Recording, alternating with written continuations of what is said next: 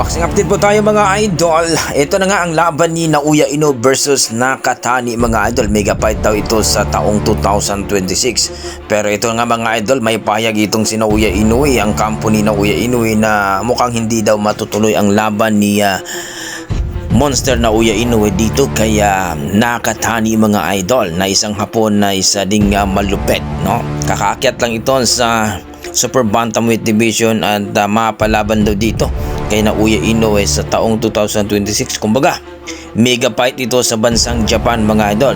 Pero ayon sa ating mga pinagkakatiwalaang source mga idol, mukhang hindi na matutuloy ito sapagkat may takot daw itong kampo ni Naoya Inoue na labanan itong si Nakatani. Tandaan natin mga idol na hindi ito basta-bastang boksingero ito si Nakatani. Pinulbos nga ang ating pambato na si Sultan, no?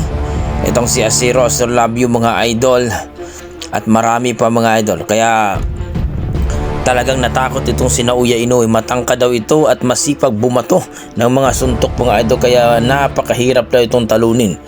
Paano na lang kung matalo itong si Naoya Inoue, dahil pananatilihin daw ang kanyang pagiging undisputed at undefeated itong si Naoya Inoue.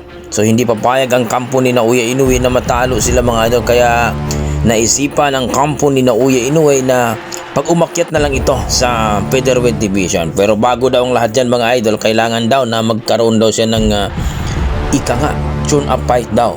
So ito na nga mga idol, pinasok na nga itong si Cuadrolas Casimero sapagkat ayon kay sa kanyang promoter sa Japan mga idol, si Kohashi, na mas gusto daw nila na makakalaban itong si Casimero sapagkat may laro daw talaga at hindi natatakot. Kung maalala nyo mga idol, yung laban ni Casimero at Kinosuke Kameda, hinangaan daw si Casimero dito sa bansang Japan dahil walang takot at talagang sinusugod itong si Kinosuke Kameda. Mali daw yung mga tao mga idol na ayaw kay Casimero. Paano daw hihingalin si Casimero na siya pa nga daw ang naghabol, siya pang agresibo, tapos sasabihin daw na hingalin? Kaya talagang na-real talk na naman ang mga basher ni Casimero dito mga idol sapagkat kung mahina si Casimero at hinihingal na walang stamina, dapat hindi na siya naghabol ni Kinosuke Kameda hanggang umabot sila ng 10 rounds. Pero bagamat mga idol, nakita natin yung laban na talagang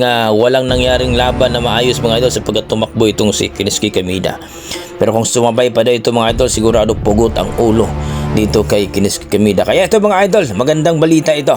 Aakyat na lang daw itong si Naoya Inoue sa featherweight division, pero bago daw aakyat si Naoya Inoue, kakalabanin daw niya itong si Casimero mga idol.